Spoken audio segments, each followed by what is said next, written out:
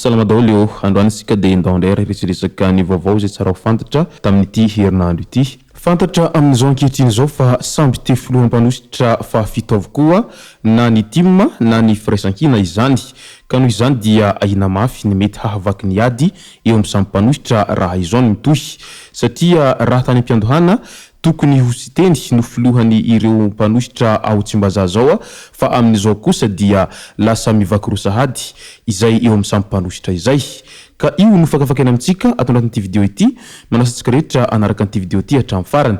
Azadino ny milakiny video antsika ary tsarovy hatrany ny miabony amin'ny chaîne-nantsika mba ahafahanareo manaraka tsy tapaka ny video izay lefa any amin'ny sisy tomatawata gasy toy izao ny fanaovana azy. Tsy ampendrely isika fa avy hatrany tonga dia vavany ndao ary. Efa ela moa no nahafantarantsika anireo mpanositra izay mikoando sy miray loha ao anatin'izay fanohirana izay mba hampanjakana ny demokrasia moa no tena antom-pijoroan'izy ireo hoy izy ireo hatrany raha tany am-piandohana ary kandida maromaro no mivondrana ao anatin'izany antoko-mpanositra izany. Misy amin'ireo izay kandida filoham-pirenena farany teo dia mivondrana ao anatin'izay mpanositra izay ary maromaro tamin'izy ireo no nirotsaka fidinina tamin'ny sombavim-bahoaka farany teo iny fa io moa zany araka ny fifidianana izay misy ny lany ary misy ny tsy lany. Ka isy teny zao dia isany izay nirotsaka filoham-pirenena farany teo ary mbola nirotsaka ho kandida sombavim-bahoaka ihany ka lany tany amin'ny toliara voalohany tany ny tenany tamin'iny voka-pifidianana ofisialy izay navoaka ny SCC farany teo iny.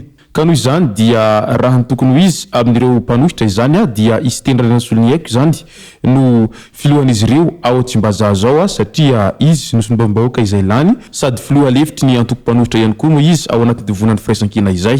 Ka manoloana izay antoko-mpanositra izay hatrano dia nilaza i Rivo Rakotovao tamin'ity herinandro ity araky ny fanambarana izay nataony hatrany dia hitsangana tsy ho ela ny vovonan'ny firaisambe izay natao hiraisan'ny malagasy rehetra mahatsapa ireo tsy mety eto amin'ny tany sy ny firenena ho hiatrany ny tenany. Tanjona ny hahafahany rehetra mitondra ny hevitra hampandroso ny firenena raha hitsangana ity vovonan'ny firaisambe ity ho hiatrany nambaran'ity farany tamin'ny farany herinandro lasa teo iny.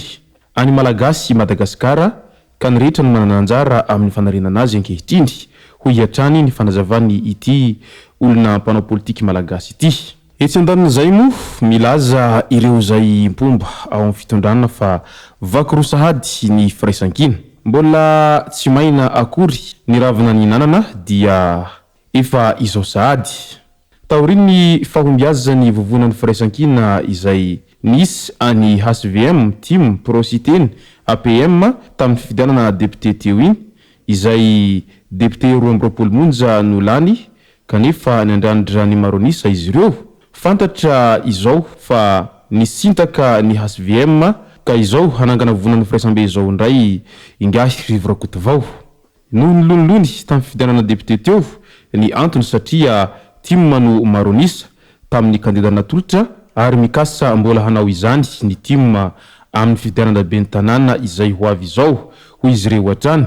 Ka izay rehetra izay no antony mahatonga an'izao fivakina rosahady izao indray. Araka izany ihany koa dia fantatra amin'izao ankehitriny izao fa samby teo filoha lefitra fahafito ny TIM sy ny mpanositra izay iray seza. Sy teny ny tokony filohan'ny mpanositra eny Tsimbazaza fa tsy ny TIM hoy ny député-ny firaisan-kina Jean-Jacques Rabenirina. Ka noho izay rehetra izay dia maro sahady ny olom-pirenena izay samy maneho ny heviny manoloana ity lonilony izay misy eo amin'ny samy antoko-mpanositra ao anatin'ny iray vondrony vovonan'ny firaisan-kina ity. Ka ny fantanina mipetraka amin'izao fotoana izao dia ny hoe tena fitiavana mpandroso sy fitiavana malagasy ary ny fitiavan-tanindrazana tokoa ve no nahatonga anireto antoko-mpanositra ireto no nivondrona iray tao anatin'ny vovonan'ny firaisan-kina izay sa noho ny fitiavan-tseza ho ireo izay mpanaraka vaovao ara-politika amin'izao fotoana izao. Satria mantsy raha tena finiavana hampandroso sy fitiavan-tanindrazana no antony pijoroan'izy ireo dia tsy tokony hivaky roa tahaka an'izao ny ady ary tsy tokony samby te hahazo toerana maro izy ireo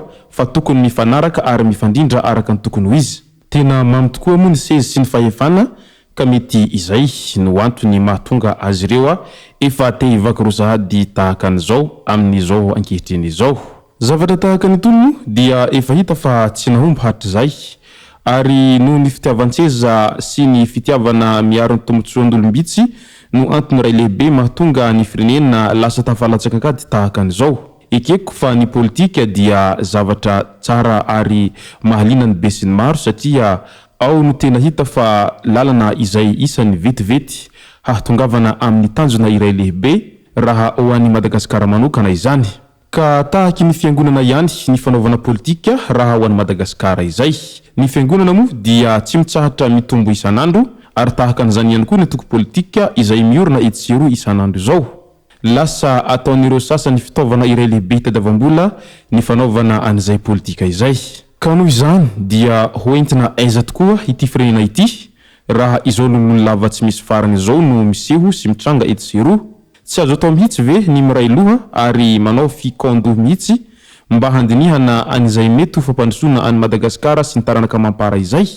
Sa rehefa seza no mamy dia hadino ny tombotsoa iombonana amin'ny vahoaka iray manontolo izay maro anisa manerana ny nosy? Ka raha izao foana no mitohy dia ataoko fa tsy ho lasa izy mihitsy isika satria tsy mba misy mihitsy izay tena hoe fitiavan-tanindrazana madio izay fa ny fitiavan-tseza no tena mibantoerana efa hatramin'izay.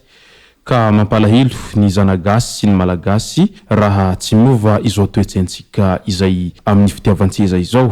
Ka ny azo atao dia mivavaka ho an'ireo rehetra izay mpanao politika mba hiova amin'izay toetsain'izy ireo efa hatramin'ny ela izay ka mandraky tiany androany.